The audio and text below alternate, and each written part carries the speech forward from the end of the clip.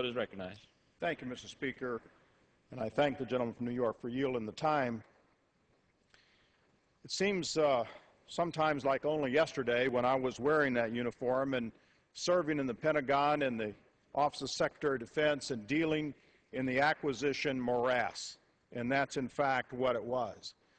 When you look at the history of how the Pentagon has gone about making these purchases, you see president after president, Secretary of Defense after Secretary of Defense, senior officials, Republicans or Democrats, recognizing that the system was broken.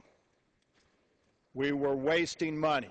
Cost overruns were the norm. And yet, even recognizing that there was a problem and vowing to fix it, they couldn't do it. Try as they might, panel after panel, effort after effort, hire different people, fire people, and yet it continued year after year after year. Cost overruns, stealing money away from the American people, delaying the delivery of weapon systems that our troops need now in a system that's just not functioning. I know I sensed the frustration personally as I was sitting there with them as they struggled with how to fix this, and they couldn't do it. And so when I came to Congress, now going on 7 years ago, and I was fortunate and honored to join the House Armed Services Committee, I started raising that question and pointing out to witness after witness that we couldn't seem to fix this system. And so I was delighted, absolutely delighted, when the chairman of the committee and the ranking member, Mr. Q, as has been discussed, said, you know what we're going to do? We're going to work on this, and we're going to do it the right way.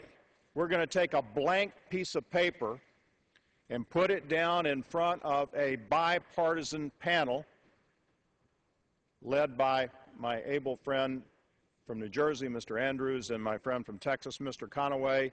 A wonderful panel of people, great staff, as has already been mentioned and commended by a number of speakers, and said, go see what you can do to fix this problem. Focus it in on major acquisition programs and go fix it. Blank piece of paper. Bipartisan effort.